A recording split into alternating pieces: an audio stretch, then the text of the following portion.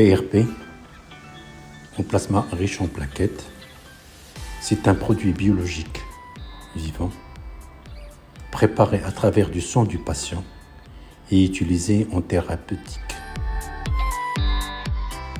Son utilisation remonte aux années 80, mais elle a été surtout généralisée dans la pratique médicale dans les années 90. Comment se fait le PRP ? Donc le PRP, parce que comme on trouve dans le marché plusieurs kits, plusieurs centrifugeuses et plusieurs PRP, entre guillemets, donc le prélèvement se fait normalement sans garrot et se fait donc avec une technique fermée, c'est-à-dire il ne faut pas que ça soit exposé à l'air, parce qu'avec le garrot et la pression, donc on risque de abîmer les plaquettes. Et si on fait c'est-à-dire si on fait pas une prise de sang en circuit fermé avec une pression douce, on va abîmer aussi les plaquettes. Une fois le prélèvement est fait, il est centrifugé et chaque kit normalement a une centrifugeuse spéciale parce que la qualité du PRP dépend de la vitesse, certes, de la centrifugation, mais aussi de l'angle de la machine. Une fois la centrifugation est faite, en fonction des techniques, ce qu'on utilise le plus avec un gel séparateur, donc on a le plasma riche en plaquettes au-dessus du gel séparateur qu'on prélève, toujours dans un circuit fermé.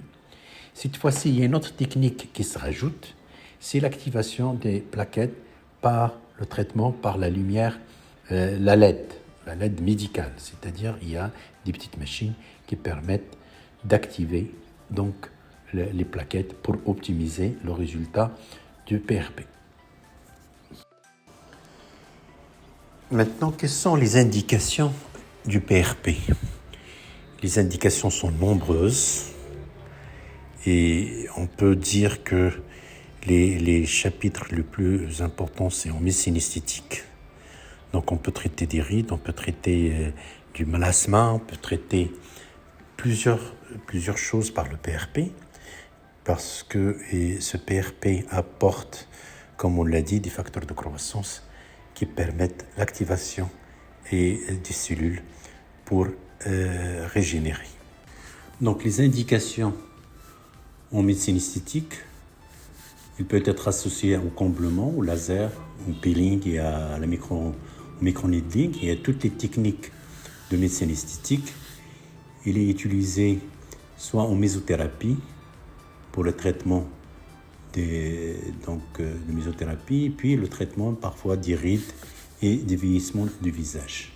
Comme il peut être utilisé pour le traitement des cernes, du mélasma, et il peut être associé aussi avec le laser, comme on l'a dit, pour le traitement des séquelles d'acné et autres cicatrices du visage. Il y a maintenant des kits qui contiennent de l'acide hyaluronique. Donc il y a un mélange d'acide hyaluronique PRP qui peuvent être utilisés pour le comblement. Comment il peut être utilisé aussi en association avec l'injection de graisse ou de nanofate. Et comme il peut être utilisé en tant que colle dans la chirurgie esthétique, comme il est utilisé en dentisterie et en chirurgie maxillofaciale.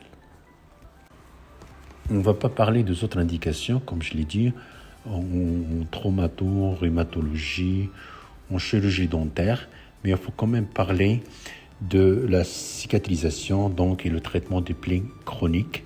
Le PRP peut être utilisé, comme on l'a dit, en tant que tel, comme il peut être utilisé on peut préparer de la colle biologique qui peut être utilisée seule ou associée à des greffes cutanées, comme on peut utiliser de la pâte de PRP comme étant un pansement biologique qui peut normalement nous rendre énormément service dans les plaies chroniques.